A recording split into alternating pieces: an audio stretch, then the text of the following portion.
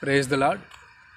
చక్కగా డిసెంబర్ నెలలో ఎంటర్ అయిపోయాం. దేవుని కృప ఆయన కాపుదలతో చక్కటి ఆరోగ్యాన్ని దేవుడు ఇచ్చి మన జీవితంలో కొత్త నెలను పరిచయం చేసినందుకు దేవునికి ఎంతో వందనం చెల్లించుకుంటూ, అదేవిధంగా ఈ డిసెంబర్ నెలలో అనేక మంది చర్చెస్లో క్రిస్మస్ సెలబ్రేషన్ చేస్తూ ఉంటారు.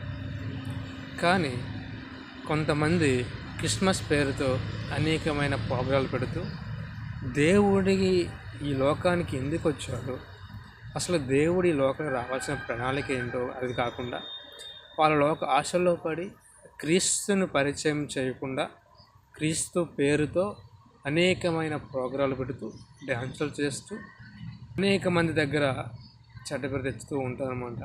అసలు క్రిస్మస్ అంటే ఏంటి అనే విషయాన్ని మనం కూడా చర్చిలో బోధించాలి, అనేకమైన సంఘాలకు తెలియజేయాలి. క్రిస్మస్ యొక్క ప్రాధాన్యతని మనము తెలియపరచాలి తప్ప పిచ్చి పిచ్చి ప్రోగ్రాంలు పెట్టి డ్యాన్సులు పెట్టి చక్కటి మ్యూజిక్లు పెట్టి అనగా ప్రభు యేసుక్రీస్తు వారు ఈ లోకానికి రాలేదు. కానీ ఆయన ఒక వచ్చినటువంటి సందర్భం, ఆయన గురించి బోధిస్తూ ఆయన ఎందుకు వచ్చాడు, మళ్ళీ ఆయన ఎందుకు మరణించాడు అనే విషయాలు ఆయన తెలియజేయాలి.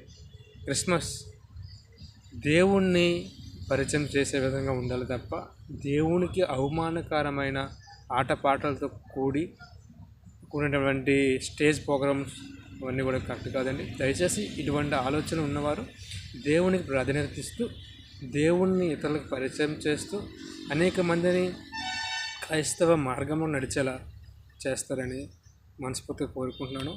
డిసెంబర్ నెలలో చాలామంది క్రిస్మస్ జరుపుకుంటున్నారు, కానీ వాళ్ళ శుభాకాంక్షలు తెలియజేస్తూ చర్చల్లో కానీ అని క్రీస్తు ఉండేలా సహాయం ప్రార్థన చేయండి. ఎందుకంటే ఈ రోజుల్లో క్రిస్మస్ అనే పేరు తప్ప అడావిడి తప్ప క్రీస్తు గురించి బోధించడం తక్కువైపోయింది. కనుక ప్రతి ఒక్కరూ క్రీస్తును బోధిస్తూ ఆయనలా జీవించడానికి ప్రయత్నిద్దాం. పండుగ బాగా జరుపుకోండి, అనేక మందిని ఇన్వైట్ చేయండి. అందరికీ వీలైతే పేదవాళ్ళకి కానీ చర్చికి వచ్చిన హెల్ప్ చేస్తూ ఏవో ఒక గిఫ్ట్లు ఇవ్వడం మంచిది. దయచేసి అందరూ పాటించాలని కోరుకుంటున్నాను. ఆమె